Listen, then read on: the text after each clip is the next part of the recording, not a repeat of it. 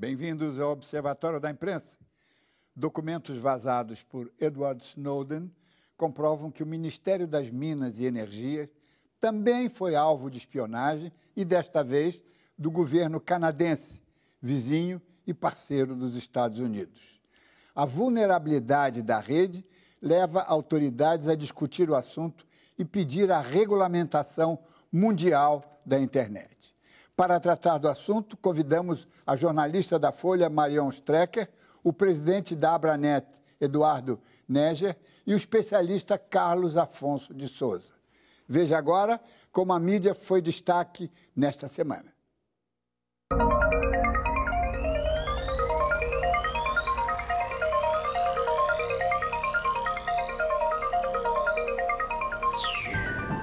Compreende-se porque a grande imprensa não badalou a parceria da editora Abril com o poderoso portal americano The Huffington Post, um dos mais visitados em todo o mundo. A razão é simples.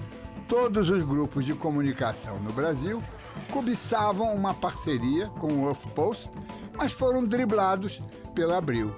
Os detalhes desta associação e como será a operação do novo veículo ainda não são conhecidos, mas a pergunta mais insistente hoje nas redações brasileiras relaciona-se com o futuro desta parceria. Como será possível estabelecer uma convivência cotidiana entre um veículo fortemente inclinado para o Partido Democrata e um sócio brasileiro que se identifica integralmente com o Tea Party, o núcleo mais radical do Partido Republicano? Será que o HuffPost brasileiro dará uma guinada à direita? Ou é a Veja que, com esta parceria, começará a deixar o ninho das serpentes para retornar às posições liberais da sua origem? Na imprensa, política também faz parte do negócio. Ídolos também escorregam do pedestal. Juízes infalíveis também são falhos. No início do ano, o presidente do Supremo, Joaquim Barbosa, implicou com a pergunta do repórter Felipe Recondo e xingou de palhaço. Diante da repercussão, pediu desculpas, mas de forma indireta. Agora, o meritíssimo exigiu o afastamento da mulher do mesmo repórter, que trabalha no gabinete de um dos seus colegas, alegando um inexistente conflito de interesses e falta de ética. A repercussão foi outra vez enorme. Barbosa não insistiu, mas corre o risco de ficar desacreditado nas grandes causas se continuar com estas minúsculas implicâncias. Jornais que investem em conteúdo jamais desaparecerão. O Globo prova isto mais uma vez com a série de reportagens iniciada no domingo e assinadas pela dupla de repórteres Chico Otávio e Aloysio Piara, comprovando a sinergia entre torturadores a serviço da ditadura e o jogo do bicho no Rio de Janeiro. E quando se fala em jogo do bicho, no Rio, não se pode esquecer suas conexões com o carnaval e algumas escolas de samba. Este tipo de jornalismo que as mídias digitais jamais poderão imitar garante não apenas a sobrevivência da mídia impressa, mas também funciona como um reforço das instituições democráticas. Você já pode participar do debate ao vivo com a sua pergunta através do telefone aí ou pelo site do Observatório da Imprensa, além de nosso Twitter e do Facebook. A internet não é neutra. A internet pode ser o símbolo da liberdade individual, mas, na realidade, está mais próxima de ser um par de algemas douradas. A internet tem sido apresentada como panaceia para todos os males da sociedade contemporânea, mas, além de ser vulnerável, é perigosa, subversiva, impossível de ser disciplinada, além disso, injusta, sempre a serviço dos mais poderosos. Com o pretexto de aproximar a humanidade, a revolução digital está acabando com a privacidade, com o arbítrio individual e com as soberanias nacionais. A tecnologia tem sido apresentada como alavanca de avanço, mas também carrega uma enorme carga de riscos e de retrocessos. Os documentos obtidos pelo ex-agente de segurança americano Edward Snowden comprovaram que os Estados Unidos espionaram o governo brasileiro. A presidente Dilma Rousseff denunciou a agressão no plenário das Nações Unidas, mas agora descobriu-se que também o Canadá serviu-se das ferramentas disponibilizadas pelo seu vizinho para devassar e apropriar-se do nosso acervo de informações. Este não é um assunto que diz respeito apenas aos governos. Diz respeito a você, usuário da rede mundial de computadores. Ao ligar o seu celular de última geração ou acionar o seu navegador ultraveloz, você entrou no imponderável, onde a sua vontade e os seus direitos contam muito pouco. O mesmo sistema que nos vende uma fascinante e maravilhosa maquineta multifuncional, que faz tudo e sabe tudo, nos leva para um universo do qual jamais poderemos sair. Esta edição do Observatório da Imprensa pretende lembrá-lo de coisas muito graves que acontecem junto com inocentes gestos cotidianos. A internet colocou o mundo ao alcance de um clique e a segurança dos usuários também. A revelação de que os Estados Unidos montaram uma rede internacional de monitoramento de comunicações mostrou que até mesmo governos e grandes empresas estão vulneráveis. O país está tomando todas as providências no que diz respeito ao meu ministério. O nosso sistema é bom, é confiável e procuraremos daqui para frente melhorá-lo ainda mais para evitar que biblioteiros fiquem mexendo no nosso sistema. Na vida cotidiana, qualquer cidadão, ao acionar o seu celular ou computador, pode estar exposto aos perigos da rede. A espionagem existe desde que o mundo é mundo. O que acontece é que talvez a quantidade, o volume e o grau de profundidade dessa espionagem, que é facilitada pela capacidade enorme de computação que hoje as máquinas têm, quer dizer, isso seria inviável 10 anos atrás, que os computadores de hoje conseguem mastigar quantidades gigantescas de informação e com isso, evidentemente, eles conseguem tirar conclusões a partir do que se chamam metadados. Quer dizer, existem formas de prever o que um sujeito fará sabendo tudo que ele fez até agora. O que a gente precisa é compreender que o que a gente bota na internet não é privado. Quando a gente começar a partir do princípio que aquilo que está na internet não necessariamente é privado, a gente já começa a partir daí a poder vir a resolver o problema um dia. Nós devemos nos precaver, primeiro, evitando colocar informações desnecessárias. Segundo, garantindo-se que a nossa máquina não está infectada por algum software que eventualmente vazará essa informação.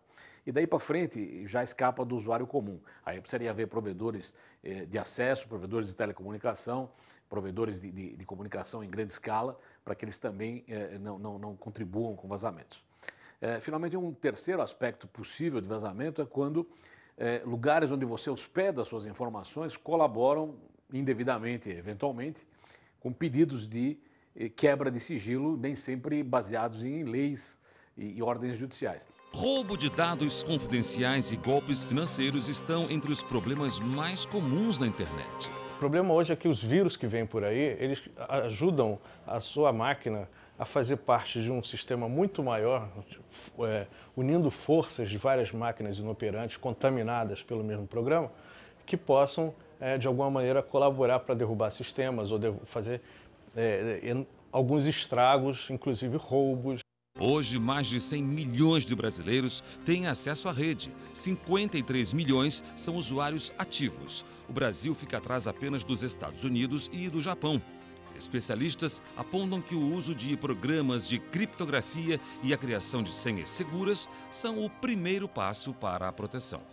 É claro que você tem protocolos de transformar em código determinadas informações e grandes sistemas de e-mail usam esses protocolos que são mais difíceis de quebrar. E aí você precisa realmente de supercomputadores e tudo mais, coisas que, por exemplo, a NSA tem nos Estados Unidos, coisas que o Brasil não tem. É o tipo de censura que a gente vai ter que começar a ter consigo no meio digital, assim como a gente tem no dia a dia. Você não vai de qualquer maneira vestida para o boteco, ou para festa, você não fala qualquer coisa na frente de estranhos, etc. e tal. No entanto, a gente tem a falsa impressão de que estar na internet é estar livre de olhos e pessoas que estejam interessadas no que você está comentando, fazendo, lendo, escrevendo.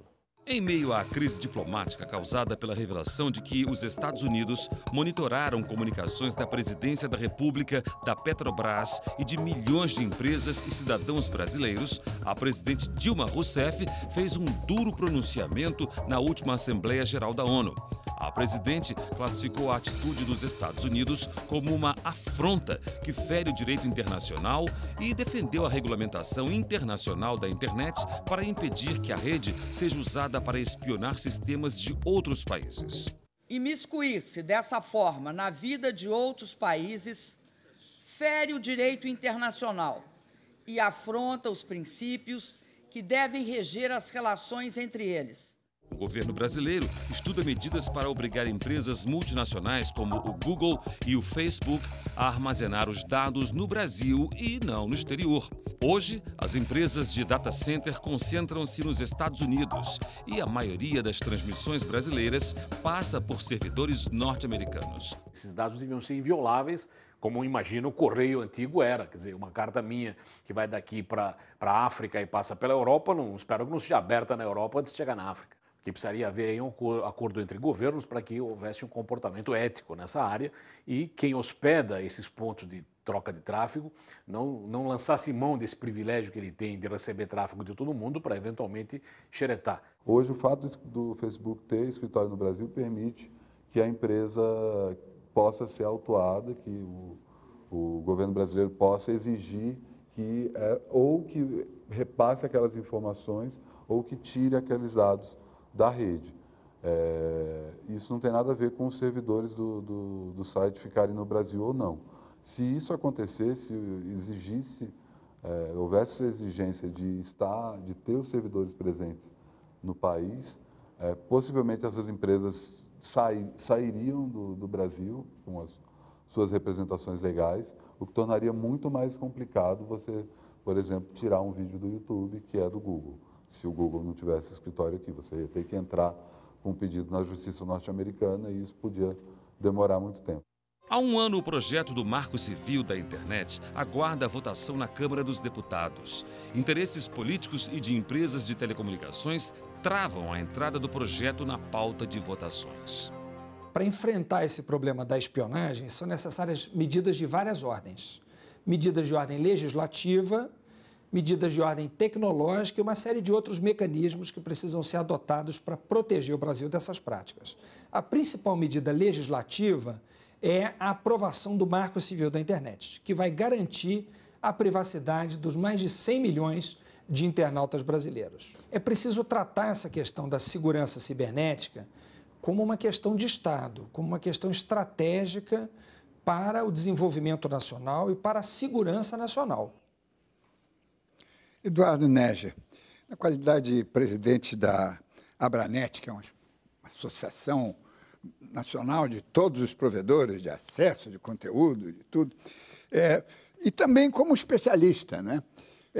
Eu queria que você explicasse ao telespectador esse problema, desculpe, problema doutrinário elementar. A internet, eu lembro quando ela começou, ela pretendia o compartilhamento. Essa era a ideia doutrinária, ideológica da internet. O compartilhamento. Hoje a gente percebe que o compartilhamento é o perigo, é um alçapão do qual você não pode sair. Como é que a gente pode sair dessa contradição, né? Certo. Bom, boa noite, é um prazer poder estar participando do programa.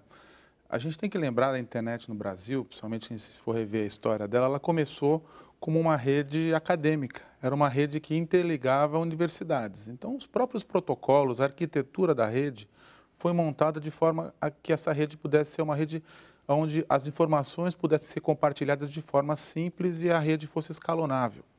A internet é uma rede que nós chamamos tecnicamente de uma rede não determinística. Quer dizer, quando alguém manda alguma informação pela internet para um outro ponto, para um outro usuário ou para um servidor que armazena as informações, nós nunca sabemos exatamente por qual caminho essa informação passa, por qual caminho os pacotes de informação passam pela rede. Isso é muito bom do ponto de vista de expansão, porque a rede pode estar crescendo sem ter um dono, sem ter um núcleo, mas, por outro lado, gera vulnerabilidade, porque nós não sabemos por onde essas informações estão circulando. Se alguém tem alguma má intenção no meio desse caminho, pode violar essa informação. Por isso que nós sempre costumamos colocar que a segurança da internet não está no caminho, na rede em si, mas está nos extremos, nas pontas. Quer dizer, quem quer trafegar informação com segurança na rede tem que estar cuidando no seu ponto de transmissão e no ponto de recepção de estar criptografando, de estar gerando segurança nessa rede. A gente pode comparar a internet como se fosse uma grande praça pública. Quer dizer, se a gente circulou alguma informação na internet, é como se essa informação tivesse passado por uma praça pública, e se nós queremos ter segurança, nós temos que esconder essa informação, criptografar essa informação da melhor maneira possível. E hoje em dia, com o advento aí de supercomputadores, muitas vezes essas informações podem até ser quebradas nesse caminho. Então, é importante que o usuário tenha essa consciência de que os dados que ele coloca na rede podem ter essa vulnerabilidade e, obviamente, que se adotadas algumas medidas de segurança, de criptografia e principalmente da relação entre o usuário e o provedor de conteúdo de aplicações, que é essencialmente uma relação de confiança, e aí eu acho que isso é importante, o que diferencia internet de telecomunicações é basicamente isso. Hoje nós temos uma infinidade de provedores de serviços de rede, quer dizer, hoje quando alguém vai utilizar um serviço de e-mail, existem aí centenas, milhares de serviços disponíveis, desde serviços pagos, serviços gratuitos, serviços em determinado país ou outro. E quando a gente fala de redes de telecomunicações, a gente tem algumas poucas. Então, certamente que um cuidado nas redes de telecomunicações é muito importante, que muitas vezes o usuário não tem muita escolha. Marion Strecker, você é jornalista há muito tempo, especializada, inclusive, em uso intensivo de tecnologia para fins jornalísticos, né? Como é que o jornalista, que cada vez depende mais da internet, não é? Hoje virou a sua principal ferramenta, antigamente era a sola do sapato, né? Hoje é a internet. Como é que você vê esse relacionamento em que devia ser friendly, amigável, não é? E cada vez é menos friendly, não é? São quase adversários. Como é que você vê essa situação? Bom, eu acho que tecnologia devia ser tão simples de usar quanto uma geladeira.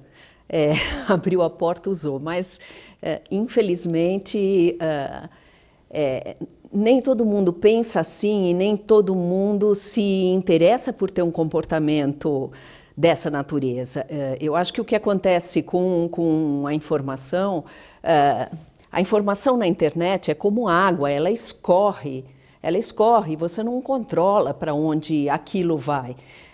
Então, eu acho que, principalmente, as pessoas têm que entender que, de certa maneira, o Mark Zuckerberg, o fundador do Facebook, tinha toda a razão quando, vários anos atrás, ele decretou que acabou a era da privacidade, e ter consciência de que qualquer informação colocada na internet, ela tem realmente condições de vazar, ainda mais porque as pessoas atualmente usam uma quantidade enorme de serviços, de aplicativos, de sites e frequentemente não têm consciência de como a sua informação está vazando para essas outras empresas. E o comportamento ético de cada uma das empresas e dos outros agentes dessa rede de comunicação é muitas vezes imprevisível. Carlos Afonso Souza, eu queria puxar também o assunto. O Eduardo Neger mencionou de que a internet é como se fosse uma praça, não é? E a gente tem que tomar cuidado com as pessoas que como nós estamos nos comportando nesta praça onde tem mais gente ali frequentando. Mas tem aí um dado que é preocupante, começa-se a falar um pouquinho, é que vários dos transeuntes, vamos dizer assim, atores, participantes, não estão aqui, não estão sujeitos às leis brasileiras, estão lá fora. O negócio, me parece que o negócio não é só a guarda das informações fora do Brasil, é a sujeição às leis brasileiras. E isso é um problema muito complicado, não é? Como é que você vê isso? Você estuda esse assunto há tanto tempo. Olha, Diniz, esse é um problema bastante complicado e a gente tem aqui pelo menos 2 assuntos importantes sobre essa questão da praça, já que estamos falando da praça como um local onde todos transitam, onde todos se encontram, onde todos conversam. Acho que de um lado, e aí até um pouquinho mais abstrato, vale a gente pensar sobre que praça é essa, já que muito se fala hoje em dia que cada vez mais o usuário de internet utiliza aplicativos, utiliza redes sociais e não necessariamente navega nos mares do www, da internet aberta e acaba trabalhando dentro de ambientes fechados. O que isso leva a uma situação importante aqui, que é se por um lado o aplicativo ou a rede social é muito cômodo, é muito fácil de você entender como você vai de um canto ao outro, qual recurso você usa, por outro lado, também facilita o monitoramento, facilita o controle, e se vivemos esse momento em que o monitoramento, o controle, ou esse suposto fim da privacidade aparece como um tema relevante, sem dúvida, quanto mais internet móvel, quanto mais aplicativo, quanto mais rede social, mais em ambientes fechados ou mais facilmente controláveis, nós estamos carreando, levando a nossa vida na internet. Agora, para o outro lado, pensando na questão dos países em si e como aplicar as leis e onde estão esses dados, que é a segunda questão desse problema, acho que é importante a gente pensar aqui que simplesmente um data center no qual seja obrigado você a guardar, a armazenar os dados de um cidadão simplesmente por ele ser brasileiro, não vai resolver esse problema de insegurança, não vai impedir o monitoramento, até porque essa informação trafega. O que vai acontecer é que isso pode facilitar, eventualmente, a obtenção dessa informação. Isso certamente é uma demanda que aparece de forma bastante clara no Poder Judiciário, nas ações que são propostas pelos danos causados através da internet. Mas vale a gente pensar um pouquinho se, para obter esse resultado, a obrigação de termos dados armazenados no Brasil é realmente o melhor caminho. A gente poderia pensar aí sem números de problemas que essa solução vai enfrentar, tanto do lado tecnológico como do lado jurídico. Vamos fazer um breve intervalo e voltamos já.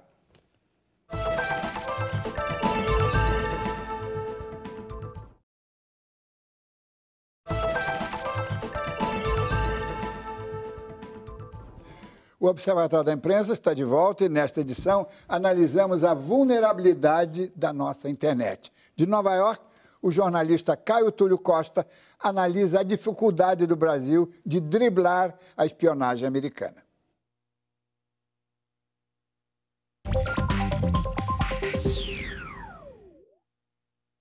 Eu acompanhei daqui de Nova York o discurso da presidente Dilma na ONU. Eu acompanhei também o discurso do presidente Obama, um em seguida do outro. Se Obama não ouviu o que a Dilma disse, os seus assessores ouviram. E apesar da fala incisiva da Dilma, o Obama fez pouco caso dela. Ele praticamente ignorou o que a nossa presidente disse. Sua única frase, em referência aos aliados, sinalizou que o modo como os Estados Unidos reúnem informações de inteligência está sendo revisto. Ele não explicou nada, não deu detalhe, não pediu desculpa, falou como um professor que passa ali a mão na cabeça do aluno e diz que vai rever o conteúdo da prova no ano que vem, né? Na imprensa local, o discurso de Dilma também fez pouco efeito, ou melhor, nenhum efeito. Foram apenas 2 menções dignas de nota. Uma no Huffington Post, que diz que em discurso na ONU a Dilma chamou a espionagem americana de intromissão, e outra num blog da revista Slate, que critica o que eles chamam de cybernacionalismo da Dilma Rousseff. O fato é que é dificílimo se livrar da cyberespionagem americana. Talvez nem com um parrudo sistema paralelo de criptografia alguém consiga driblar os sniffers que os aspiradores que são aqueles aspiradores de informações de escala global que os americanos utilizam em conjunto com as empresas de telefonia e com os grandes agregadores de internet para capturar os dados que trafegam pelas redes para depois sim analisá-los e usá-los ao seu bel prazer. Não adianta também uma rigorosa legislação local, como quer a Dilma, sem a ajuda de cabos e satélites independentes para o tráfego de dados cruzar os oceanos. Sem isso, e sem a descentralização do tráfego de dados nos Estados Unidos, será impossível controlar a gana americana por obtenção de informações, seja informação do aliado, seja informação do inimigo.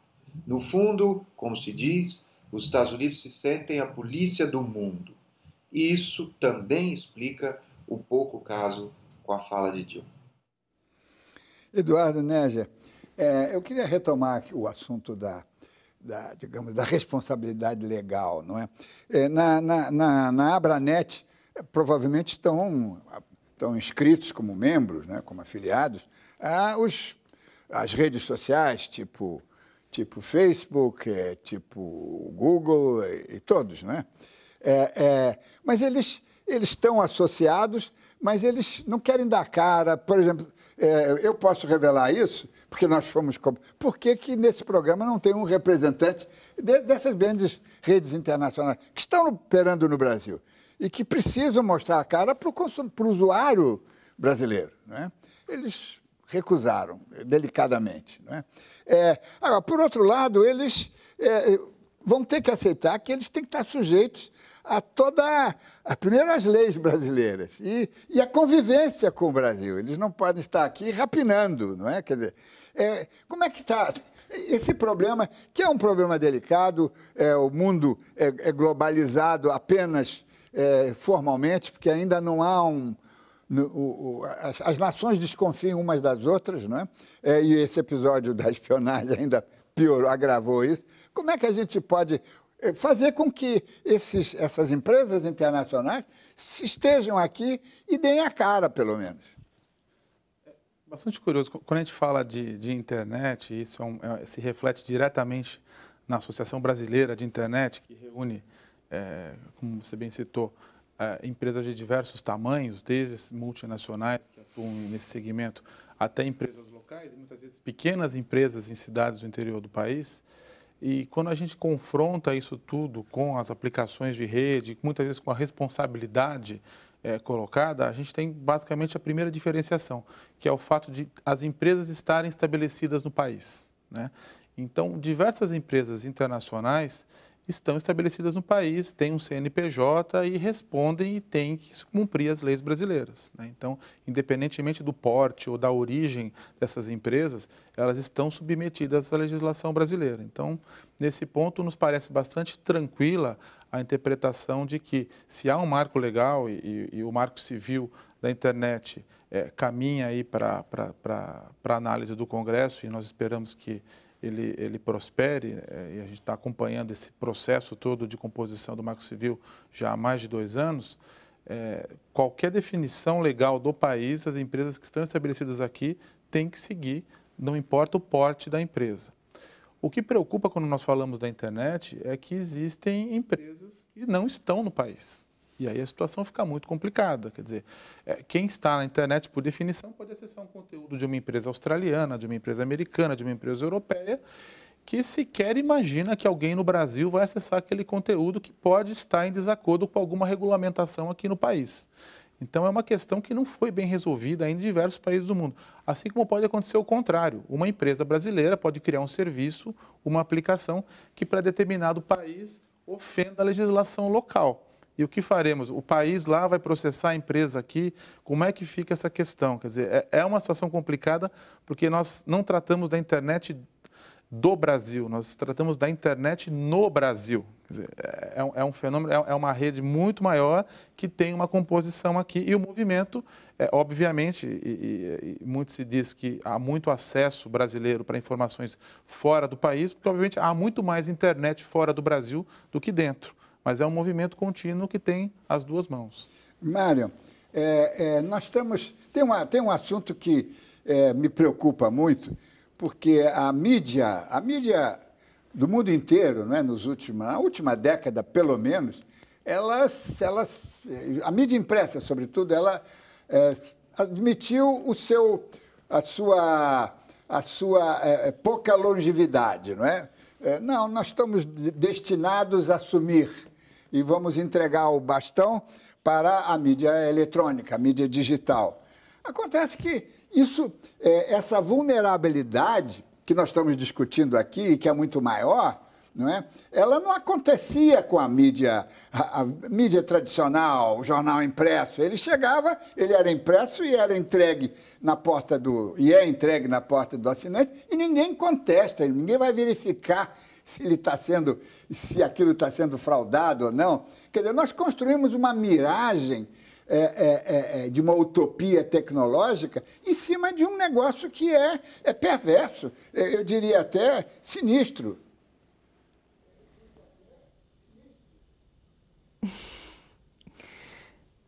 Então. É verdade. Eu vejo também que há muita fé no que a tecnologia pode fazer pelo bem da humanidade. Agora, não me parece que os jornais estejam inteiramente entregando os pontos para a mídia eletrônica, até porque a gente não vê mais essa diferenciação entre o que é um jornal e o que é uma mídia eletrônica, porque as coisas estão se ligando cada vez mais, e o meio eletrônico pode ser uma forma de distribuição de um veículo que também pode ser distribuído de outras maneiras, então acaba sendo um mero detalhe. Mas me preocupa muito essa fé que muita gente deposita em atributos positivos da internet e da tecnologia, num sentido mais abstrato, porque me parece de uma ingenuidade inacreditável. Agora, também gostaria de dizer que a forma como as pessoas mais velhas reagem à questão de privacidade, de liberdade, é bastante diferente da forma como as pessoas mais jovens agem. Então, eu observo que os adolescentes, os ultrajovens, eles não têm tanta preocupação em compartilhar informações pessoais e fotos e assim por diante com muitas outras pessoas. Que essa grande preocupação com privacidade é uma preocupação maior das pessoas mais velhas. Agora, imagina você, uma criança hoje de 3 ou 5 anos de idade, que nasce e cresce sendo fotografada e filmada à torto e à direito. E esses pais colocando imagens e fotos e vídeos dessa criança em redes como Facebook, YouTube e assim por diante. Às vezes eu me paro para pensar o que essa criança vai achar no futuro dessa hiperexposição a que ela é submetida, está sendo submetida frequentemente, agora cada vez mais, com seu nome verdadeiro. como a sociedade daqui a 10, 20, 30, 40 anos vai, digamos, não precisa ir tão longe, daqui a 10 ou 20 anos, como a sociedade, como o empregador dessa criança vai olhar essas imagens dela dançando na frente do sofá ou em situações constrangedoras que os adultos podem achar engraçado. O que essas pessoas vão achar disso no futuro? Agora, de qualquer maneira, a sociedade está mudando, a forma de entender essa questão da privacidade está se modificando. E o que eu noto é que nas gerações mais novas, essa preocupação é bem menor do que é para as pessoas mais velhas. Carlos Afonso, a Marion está está aumentando as nossas preocupações, não é? Hoje eu certamente não vou dormir tranquilo, porque e ela tem razão, não é? Eu não estou contestando. Ela está lembrando que esses conceitos de privacidade, de intimidade, de livre-arbítrio, são conceitos que são valores que as novas gerações não dão a menor importância. Significa que nós estamos gerando uma humanidade mais voltada para uma certa promiscuidade íntima, não é? Isso é muito grave. Não é? Quer dizer, nós estamos nos encaminhando para um mundo onde tudo aquilo que se tentou construir ao longo dos últimos 5 anos está sendo jogado fora. Como é que você vê isso? Olha só, Diniz, tem uma questão curiosa aí com relação a esses conflitos geracionais envolvendo privacidade. Primeiramente porque o direito à privacidade em si, acho bom destacar, privacidade é um anseio que, teoricamente, o ser humano tem desde há muito tempo. Enfim, quando Aquiles resolve ficar dentro da sua tenda lá na invasão de Troia, na Ilíada, ele, mal ou bem, sem dizer isso, queria também ter a sua privacidade. Mas como direito, a privacidade surge de uma forma bastante recente, é uma construção pós-Revolução Francesa.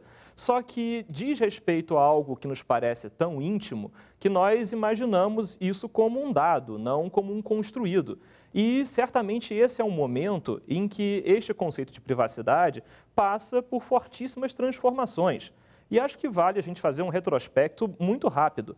Privacidade, quando surge, é interessantíssimo. O primeiro artigo que fala sobre privacidade é um artigo de 1890 e ele define privacidade ou direito à privacidade como direito a estar só, como direito ao isolamento.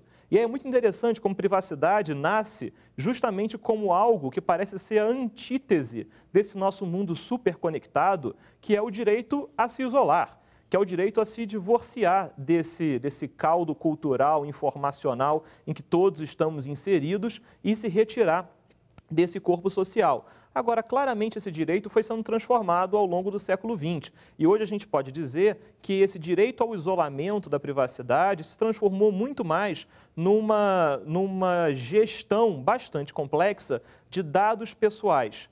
Quem tem acesso aos seus dados pessoais, como eles podem ser acessados, como eles são armazenados, como esses dados serão tratados para dali tirar informações, conclusões com relação a você. E aí é muito interessante perceber como nós estamos acostumados a ver uma privacidade ligada ao direito ao isolamento ou até mesmo à proteção do domicílio, a inviolabilidade do domicílio, ser transformada numa proteção dos chamados dados pessoais, que aí a internet certamente é um momento em que se glorifica ou até mesmo, por que não, ser a queda desses dados pessoais no momento em que eles são facilmente coletados, armazenados e utilizados por terceiros. E aí, entrando o componente geracional, percebemos, e a Marion colocou isso muito bem, que os jovens têm uma forma distinta de trabalhar com o compartilhamento, com o acesso desses dados como um todo.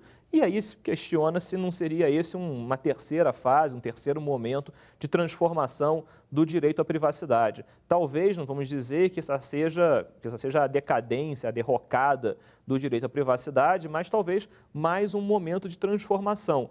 O único problema, que realmente aparece de forma bastante clara, é que esse direito está se transformando numa situação em que o monitoramento ocorre em grande escala, de maneira bastante profunda, em detalhes da vida da pessoa que às vezes ela nem imagina, e ainda é muito cedo para dizer para onde vai essa transformação. Acho que a gente está falando de Revolução Francesa, assim como Mao Tse-tung diz que ainda era muito cedo para se dizer o que vai sair da Revolução Francesa, talvez seja ainda muito cedo para dizer o que vai sair dessa terceira transformação do direito à privacidade, depois da proteção dos dados pessoais, como se imaginou nas décadas de 70 a 80 do século passado. Vamos fazer um rápido intervalo e voltamos em seguida.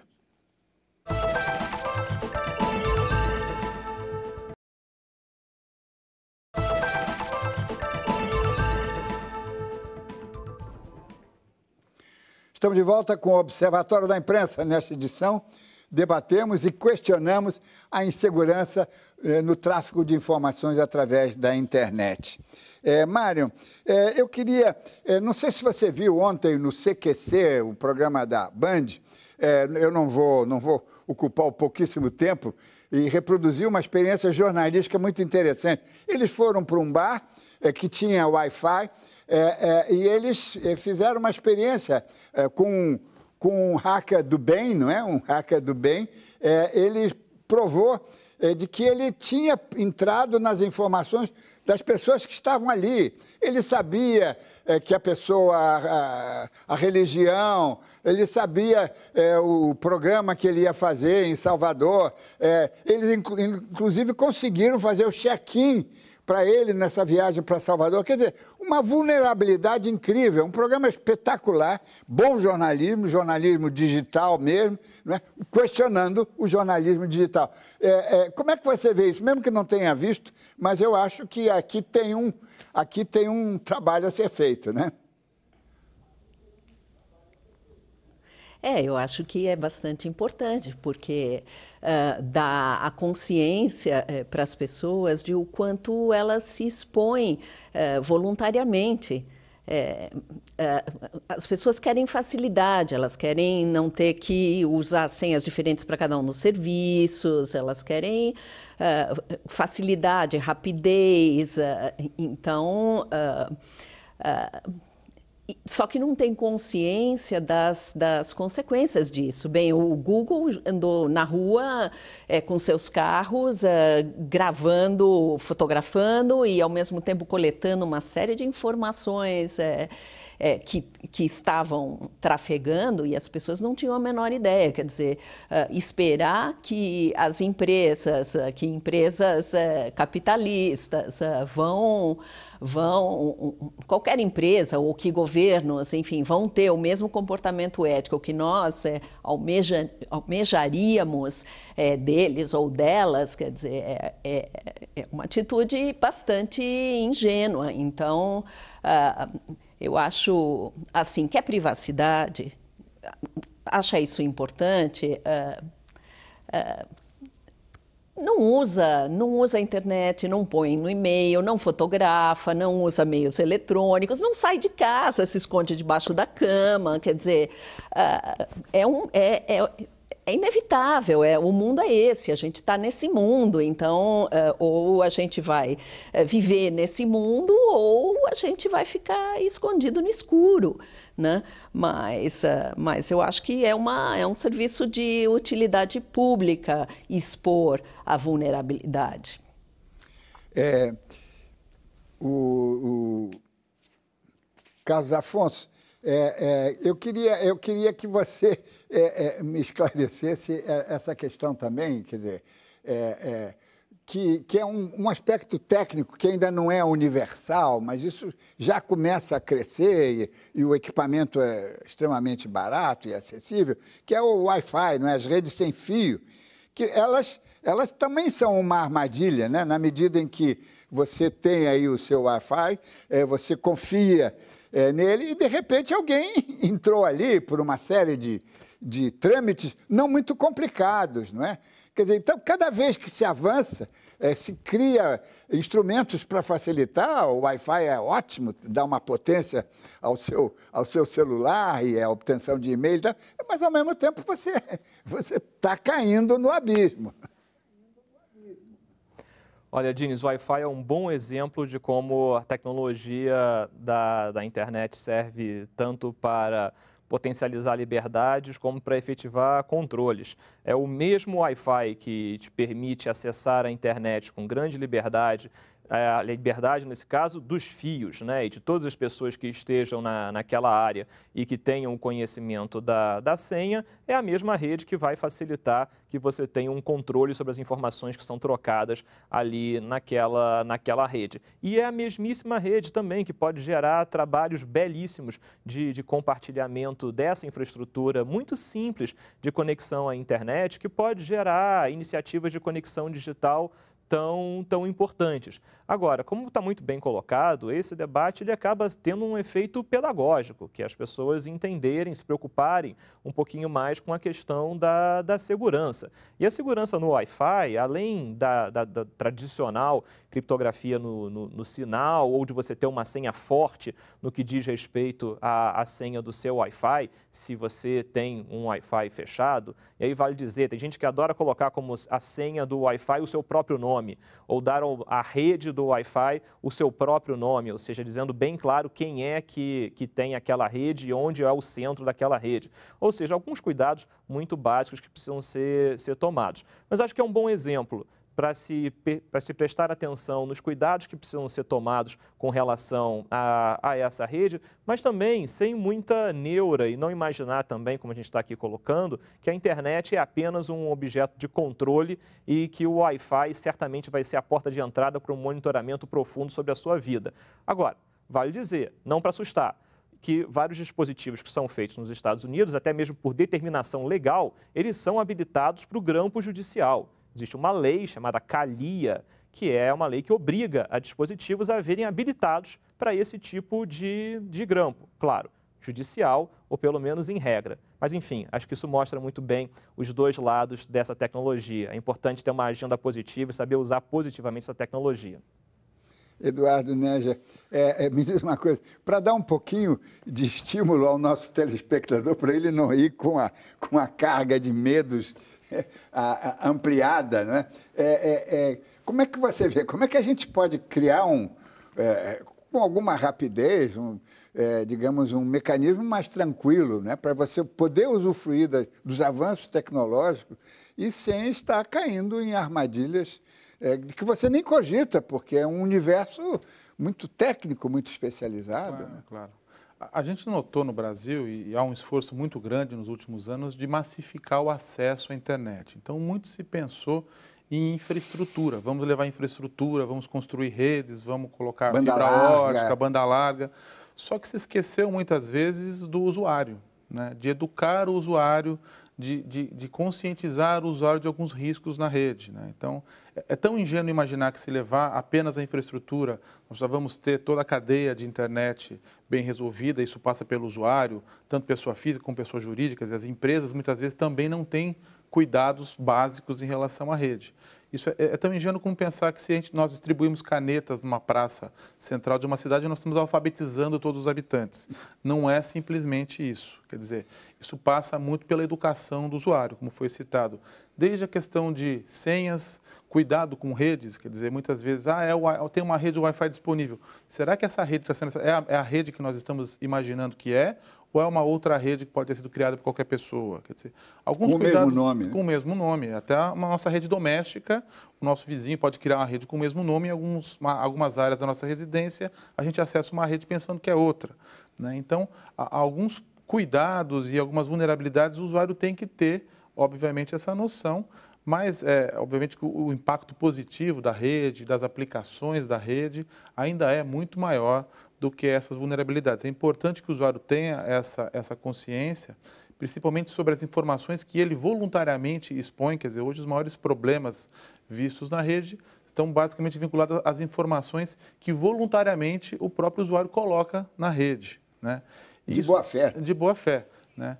E também, evidentemente, que quando nós tratamos de empresas, cuidados que as próprias empresas, e nós estamos falando de pequenas e médias empresas que muitas vezes não têm condição de ter um departamento, um especialista em tecnologia de informação, e hoje qualquer empresa tem que ter nota fiscal eletrônica, tem que ter imposto de renda declarado via internet, quer dizer, não acompanhou a evolução dos mecanismos que são exigidos, essa empresa não acompanhou a habilitação dos empresários, dos empreendedores de estar atuando nesse meio, né? Agora, a Abranet tem algum projeto de advertência, de alerta, né? Porque alguém tem que... Quer dizer, o governo tem lá suas obrigações de criar o marco regulatório e uma série de medidas, mas, digamos, eu diria que a Abranet tem algumas tarefas a serem cumpridas, inclusive de desenvolver o debate como hoje.